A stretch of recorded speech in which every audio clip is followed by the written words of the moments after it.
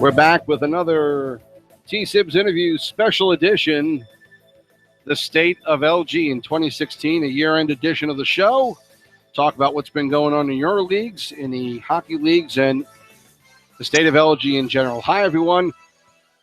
TSibs here with you as usual, and of course, my guest tonight, the Commissioner of LeagueGaming.com, and one of the guys you see talking about a lot of things on the website and all the new features and all the things that you guys complain about. He gives you answers to them, and he's going to try and answer questions tonight and talk about where LG is going. It's Brodie McDonald has joined us tonight. Brodie, again, thanks for meeting up with me and talking about how things have been going. I think guys like to see where the league has been and what you guys have planned on the horizon. And before we get to the future of LG, let's just talk a little bit about the general state of LeagueGaming.com.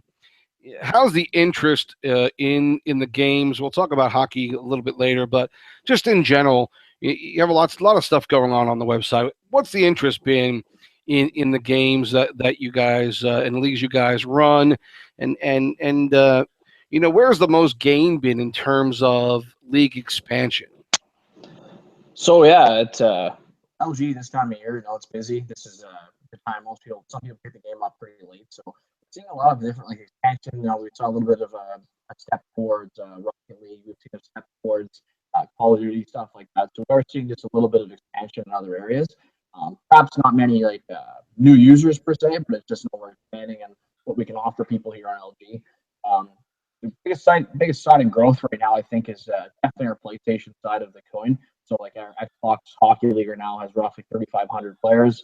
The PlayStation side is just under, I think, $3,000 for the season 3. So that being said, I think the ability to expand and grow the website will definitely continue to be through our PlayStation brand of hockey, to bring in new players, new members, and kind of go from there.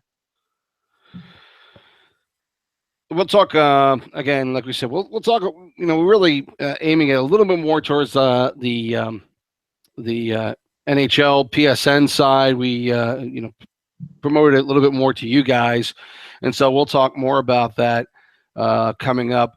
There are a lot of leagues going on in LG, and we talked about this a little bit before we started. I came into this about a year ago. I think it was about right after the holidays. I'd heard guys talking about it in November, December about this LG, found out what it was and signed up for it. So I've been here for about a year now, and it's kind of interesting, all the changes that have happened in terms of new games that are going on. Rocket League has started since then. You've had golf. You've got Call of Duty.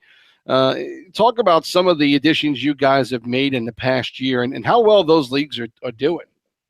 Yeah, so like I said, it's pretty difficult to expand to new horizons and expand to new leagues and really maintain what you have to do. LG has kind of been bread and butter has been hockey for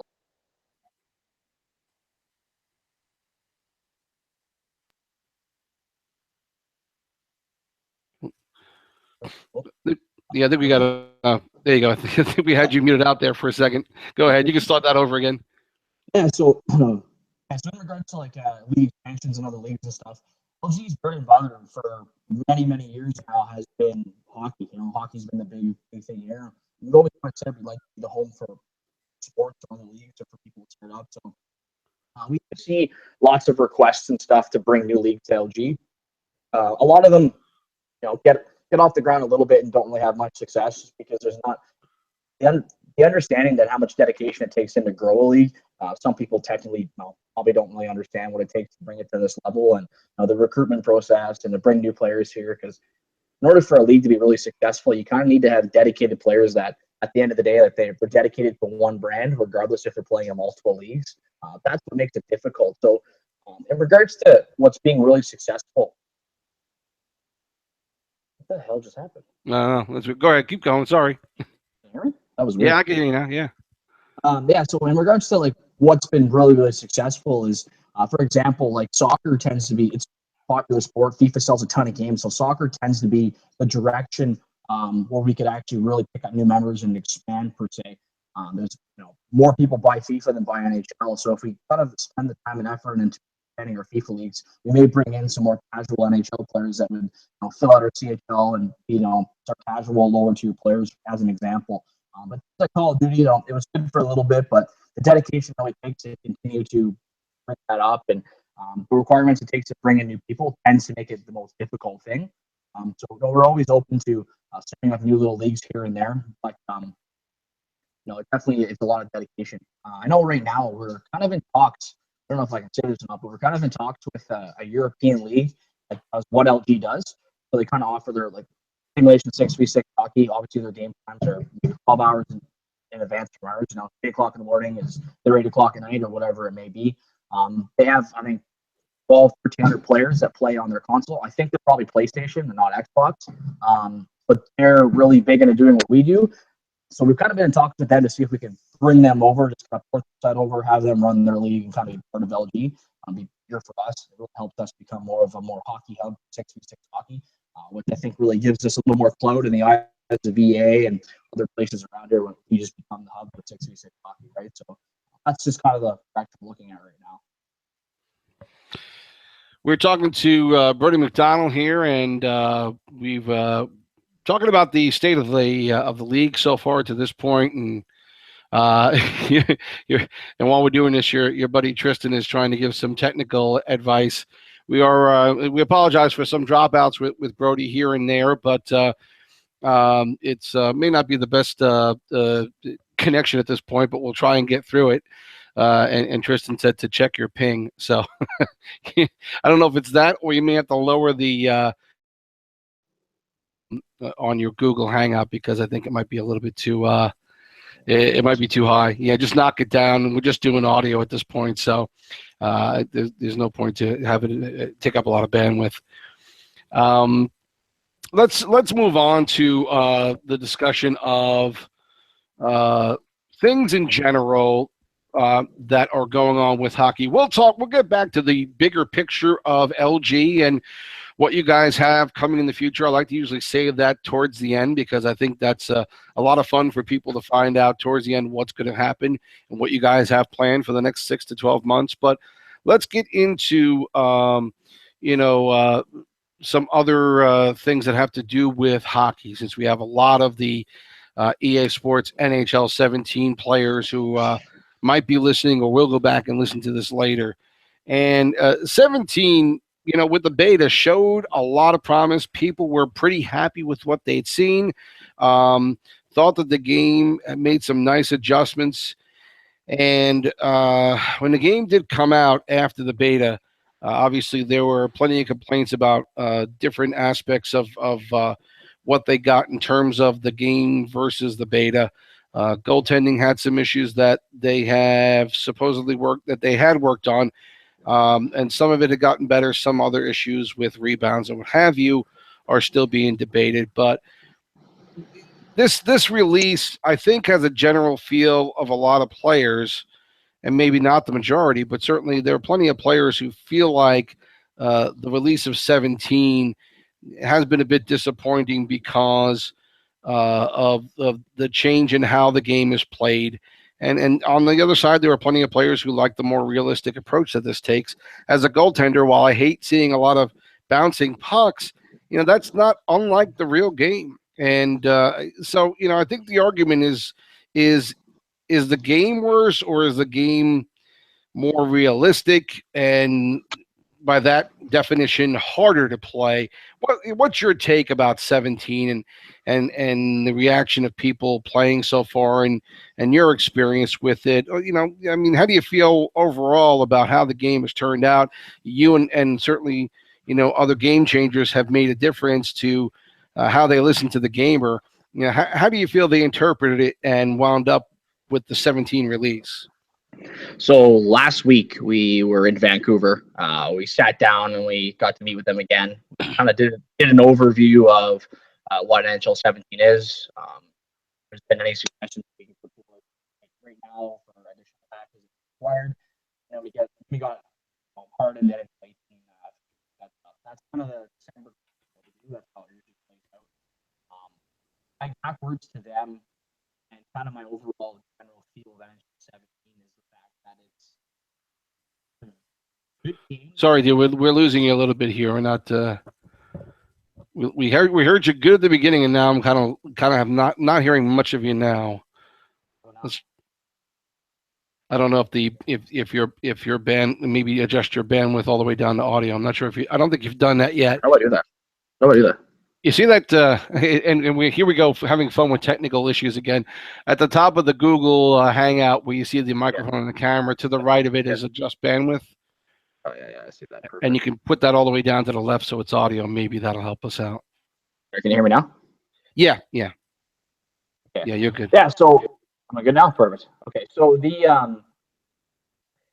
overall consensus and my overall feel of NHL 17 has been that it's a good game that's being overshadowed by a lot of really bad inconveniences and glitches and bugs in the game that are unfortunate that they actually got through the testing process and made it this far.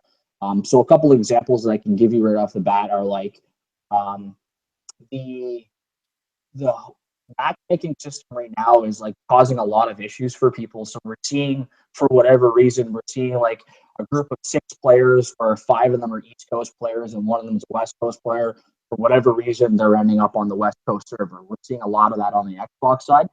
That's kind of an old issue that we saw in NHL 14 and 15, where a lot of people would get on the game early, go to their recommended server to kind of get an idea if they were on the East Coast or the West Coast servers. There's been a lot of server issues that have kind of made people that really affects online play. Like, LG, we're trying to bring the competitive level of 6v6 hockey to a next level. And as soon as you have connection or server issues, I think that competitive side of the game kind of goes completely away because of those issues.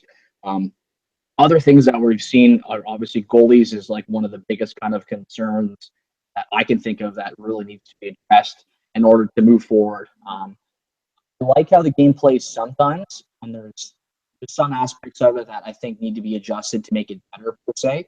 I just feel at some points of time, just the way the game is set up, it's not really set up for a competitive environment, which makes it difficult for us here on LG, because a lot of people are looking for that competitive aspect, and sometimes gameplay doesn't completely support it. So I think we've made a lot of strides forward in some aspects. Like, so for an example, puck pickups in certain areas are a lot better than what they were in previous games. Things like passing are a lot better than what they were in previous games. Shooting, this year, not missing open net. So I'm on the fence. Still play the game often a lot because I still have fun playing it with friends and stuff, but there definitely are some major things that I think that need to be addressed in order for us to actually, as a competitive league and a competitive website, really take steps forward. Obviously, the game does play closer to realistic than simulation in a lot of aspects, and there's definitely a fine line between realistic hockey online or like the fun factor of playing a video game hockey, right? A lot of people's arguments are per se, if I'm looking to play, if I want realistic hockey, I'll just go play hockey. When they're looking for kind of a balance. Well, things like incidental contact and not being able to take a puck through people's skates and stick through people's skates and stuff, I think is a very key important aspect. But then other things to keep in mind are things like bouncing puck per se. Maybe it's bouncing a little bit too much at times, maybe not enough. It's a lot of it's subjective, right? I know I spend a lot of time debating gameplay with the gameplay producer, and we talk about a lot of things, and just to kind of get his feedback on why things are playing the way they're playing. But at least when I sit down and have conversations like this, at least I can kind of give a better example to people. One thing that I'll give you an example. I think I can talk about this. It says in the game on the back of the box, I believe they have real puck physics and everything, right? So what real puck physics means for NHL 17 compared to like NHL 15 is the actual inside the game, the actual dimensions of the puck compared to everything else, like the net, the players, the ice. Like it's completely 100% realistic, right? Where in Gen 3 games on PlayStation 3 and on Xbox 360, puck size was slightly bigger, which then allowed for pucks not to like slip under a goalie's arm, or it played a lot more giving goalies having a larger puck. The puck wouldn't look bigger on your screen, but programmed to be a little bit bigger, and that was like NHL 12, 13, 14, 15, where 16, 17, the puck has gotten a little bit more realistic in size, which causes some of those awkward moments where a puck will go under a guy's arm. It also creates moments where you have the ability to come down 2-on-1 and pick a corner because you're actually placing the puck in a perfect position where a goalie can't make a save. So there's definitely a fine line between what people want to see in the game, and that's just a really good example of a direction with realism and puck physics and stuff, right? So. Well, yeah, I think a lot of guys understand that there is a lot of, well, I'm hoping they understand that there's a lot of work that has to be done. And the thing about changing code and writing new code in any program is, and as a test engineer, I know this, you can be writing something that is, flawless in what it executes, but there's no guarantee it's not going to affect something else. And so that's one of the things that you have to worry about whenever you're putting a patch in. Patches aren't going to solve everything as well. So it's a tricky business that these guys certainly understand. And anybody who plays in these leagues, but also is knows software development, knows software testing, can attest to, is that your best intentions sometimes don't always solve all the issues. So. I think the idea of a perfect game is always going to be what you try to strive for, but it's certainly not realistic. And I think maybe a lot of players have to understand that that's the case. That they're not going to get this perfect game that they ask for. What I have seen, at least on the PSN side, and I don't know how much you talk to anybody on the Xbox side, I think what we've seen is a lot of guys who have played well in seasons before, struggled early on in 17 because of what you needed to do to play goal, what you needed to do to be effective offensively.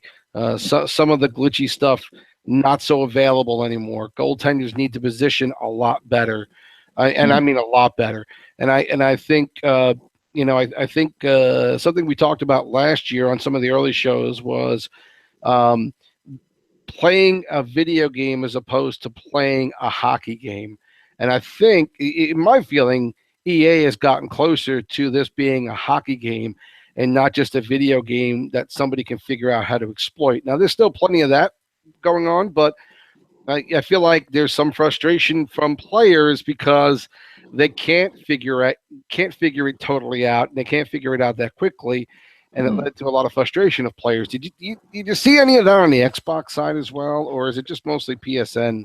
No, it's definitely so. One thing I'll touch on first before we continue forward is it's as professional as the guys from the EA are with those of us that are game changers. There's definitely the sense that NHL 15 for Gen 3, for Gen 4, for PlayStation 4 and Xbox One, that NHL 15 game title has really set them back. Back too far, I think, and compared to where they were hoping to be coming from NHL 14 on Gen 3 games. And now we're playing catch up to fix those issues that game has caused. The more and more I spend time with them, and the more and more I look at what was broken from 14 to 15 and the direction we're going to try to fix those, more and more I've kind of put myself on a 4-year plan, per se. So my game plan is to stick with EA if possible as a game changer. Right up until NHL 19. No, 19 marks 10 years of ESHL. So my game plan, I would like to stick with them through these 4 years and get through these bumps and have the LG community continue to be a driving force for the competitive side of the game and really help move forward. That being said, every single NHL game that I can remember, as far back as I can remember, playing 6v6 or drop-in or whatever you're playing, there's always been an adjustment. There was an adjustment from 9 to 10. There's an adjustment from 10 to 11. 12 to 13 was huge because the skating system in 13 was drastically different. 14 and 15 on Gen 3 were the exact same games, so there was no transition. We literally had 6 seasons of LG or 2 years of gameplay that didn't change at all, right? We all were used to. Then we jumped to NHL 16 on Gen 1, which is a complete change from what we used to on the old game. Now we're jumping into NHL 17 that also has an adjustment even to NHL 16. I think there's every single season they drop a game. There's tuners and sliders and adjustments made to the game. It does require a different setup and a different form and a different way of thinking and playing and setting up and thinking about the game. This year, some of the individual skill that we were able to showcase in Gen 3 games is back a little bit.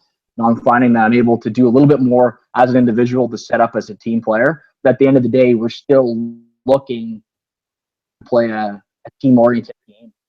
The other thing, too, that I've noticed, and I preach it all the time, is I believe, unless you're in the top echelon of players who play the game, I'm almost at a point now where I believe that the cycle game where you cycle the puck up to the point and the D-men are looking for a backdoor one-timer, or they're looking for a saucer pass to the front of the net, or looking for another pass. I almost feel like those days are gone. We used to see a lot of that on the Xbox 360. That was a really nice play to make. Hit the guy in the high slot or hit the guy backdoor for a one-timer. It seems like the game is a lot tighter than what it used to be. Defensemen, especially in the offense as well, need to adjust their gameplay.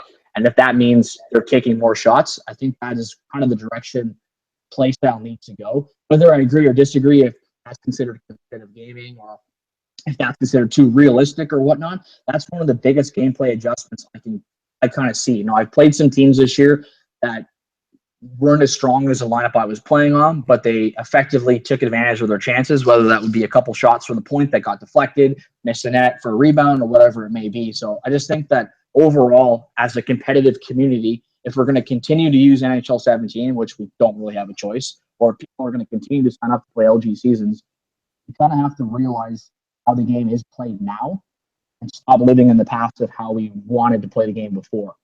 Obviously, feedback and stuff to bring the game back to what it needs to be is important. But at the end of the day, I think we need to really adjust our gameplay style to how the game is now. And then when the time comes for us to continue to make adjustments to the actual game itself, then we can slowly maybe work our way back to what we had in 14.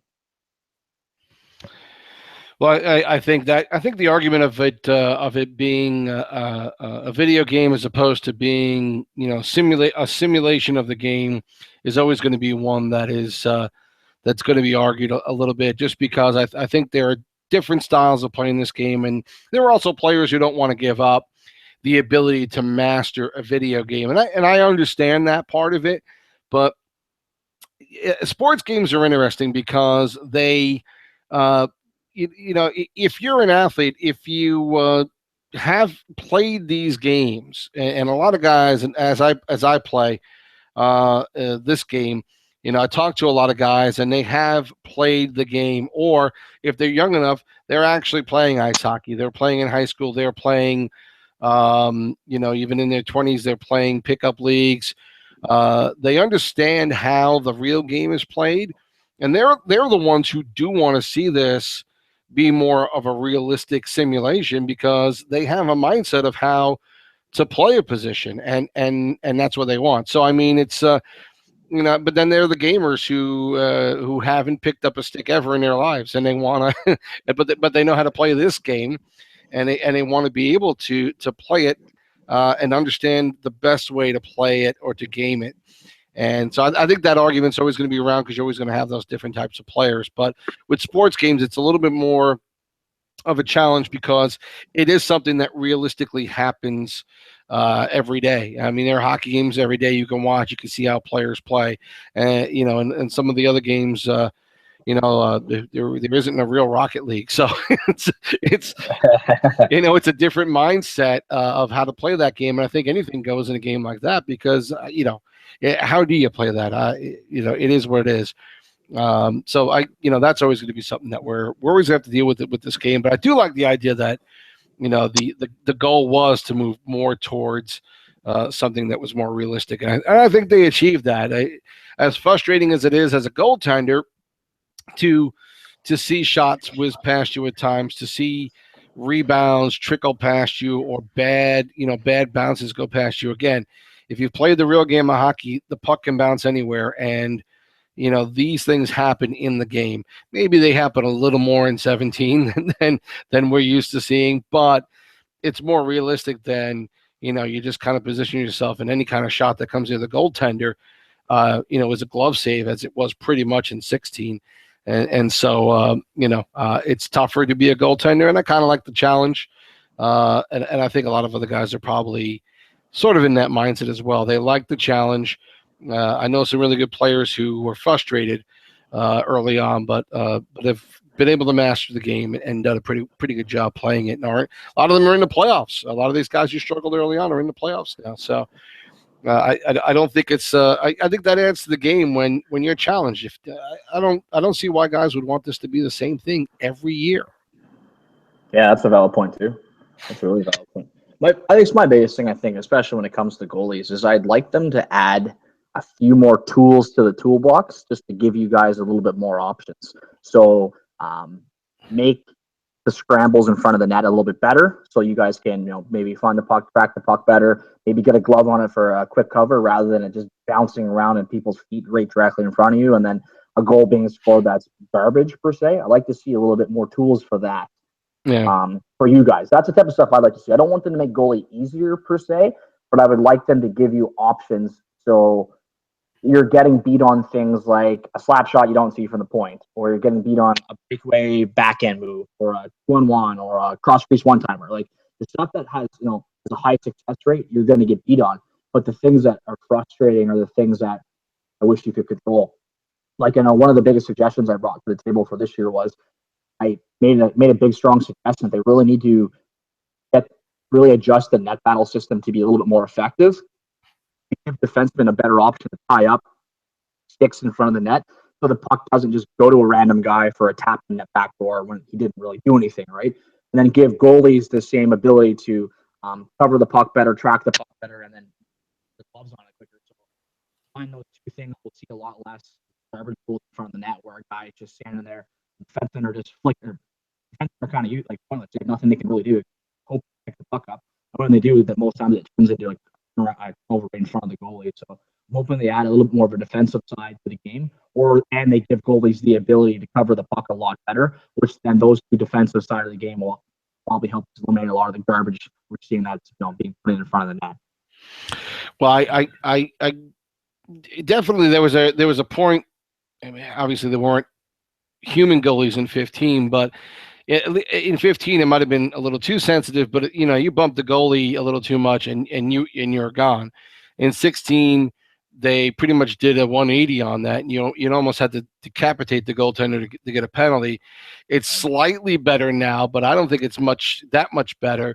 And I feel like if you could stop these guys from crashing the net and just wiping out the goaltender the way they do so often, and make them have more control, that'll make for a better defensive game, and it makes it so tough for the defenders to have to play realistic defense when the forwards are just, they're going full bore to the net, and they don't care if they wipe out the goaltender. More often than not, much more often than not, they're not getting called for anything.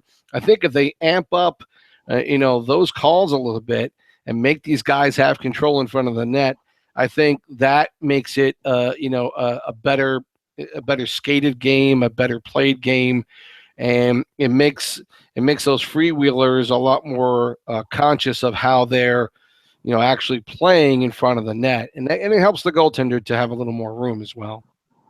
Yeah, that's a really valid point. I do agree that I think goalie interference needs to be a little bit higher than what it used to be, because even on like 10-3 games, like 13, 14, 15, those games, we definitely saw a lot more goalie interference penalties. It was frustrating at times because there would be the time where you'd miss on the shot and your shot animation would carry you under the net. You'd touch the goalie and you get a penalty, but you were a lot more aware of your surroundings, and you were a lot less likely just to keep going to that high scoring area to bang in garbage. I think if they went that direction, we probably could see a decrease in some of these stupid bounce goals we're seeing, which would give goalies enough time to perhaps hit the glove on a cover, maybe stop the play, move forward, right? So that's a pretty good suggestion, I think. So anything with the patches that have come out, obviously there have been some changes, there have been some improvements, and the game is being played. And a couple of things that we struggled with early on with the game itself was having to use club, having so many connection issues trying to get games going. Going 15, 20 minutes past the start time. Teams were very good about being understanding about it because we're all in the same boat and we were all having issues. But it took some time to get that straightened out. And now with being able to do it with the code in the matchmaking system, that is cleaned up. Talk to me about how EA's response was to that, and to your satisfaction, how quickly they were able to address the issue. Yeah, so as everyone knows, I have a privilege to hear patch information months before it's out, but I'm not allowed to address any of it until it's actually public. So, being part of the Game Changers event last year, the direction for drop-in was to come out with drop-in 2.0, is what we have right now. 2.0 has the ability, so you're selecting your positions, trying to entering a matchup, blah, blah, blah. And then it's using your competitive rating for matchups to find you the most competitive game possible when you're matching up. It was a pretty good idea, pretty good feature for drop-in. My biggest concern when they presented it to us at the table was I made it very clear that the invite a friend feature that we had in NHL 16 needs to be ported over because that's the number one way leagues are utilizing, are playing games. We're in the process of putting drop-in 2.0 together. We kind of ran out of time near the end to actually have that system ported back into the game. So when it was presented to me that it wasn't going to be in the actual game and it wasn't going to make patch 1, which was the patch day 1 or whatever, we had to brainstorm some ideas. So my first suggestion obviously was, well, give me back, invite a friend. That would be ideal. That's the best system we've ever used. Previous lobbies. So that would be the best thing. When they crunched the time and crunched the numbers, that was something that they didn't feel they could add back because they wouldn't have enough time to actually get into a patch. So then we started brainstorming new ideas. I looked at what the game had to offer, and I said that group matchmaking would probably be the best direction for us to go. So I kind of suggested if there was a system where we could take group matchmaking, and then you could take that and just simply, send a challenge to a friend or send some sort of challenge to an opponent who may also have 6 players. That could be the easiest way to utilize system. The unfortunate side of that is they didn't take into consideration. Neither did I, really, to be honest. The home and away situation. I kind of figured it would be the same as invite a friend, where the team that sent the invite would be the team on the home side, so on and so forth. Wasn't taken into consideration, and since it's an extension of drop-in 2.0, where drop-in 2.0 system doesn't allow you to go left or right, you're predetermined on what side you're going to. That wasn't taken out of the in system. So I'm happy we have an alternative to Club Challenge. I do feel they could do a better job. I've put together a list of suggestions, either for a patch, which I don't think will probably happen because the things I want are pretty time consuming, but no suggestions for NHL 18 to kind of revamp that system. I've sat down and talked to them about the importance of having the old lobby system. People use that for social. We used it quite a bit on. Can you hear me? Oh. Hello.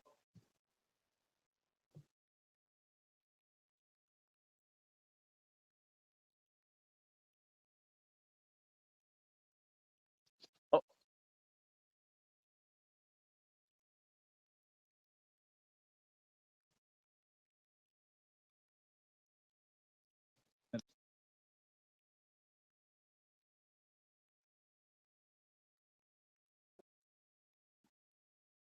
Tony. Tony.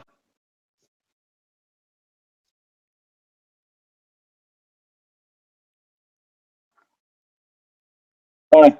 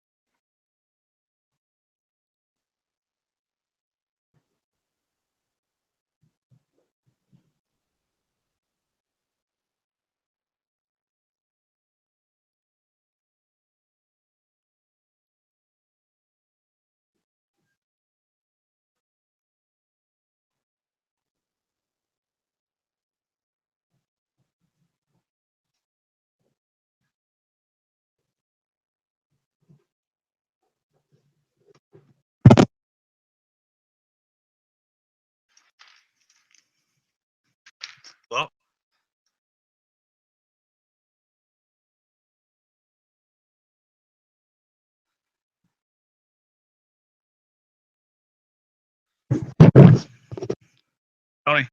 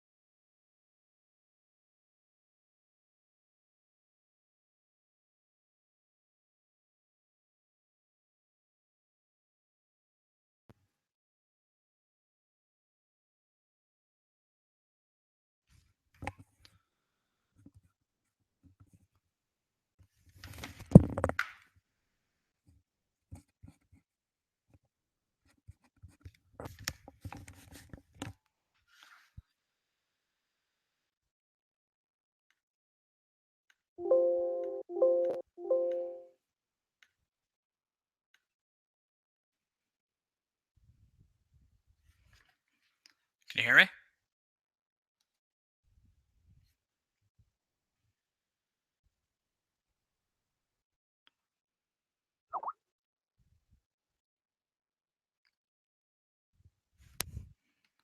That's weird. You can hear me, but I can't hear you.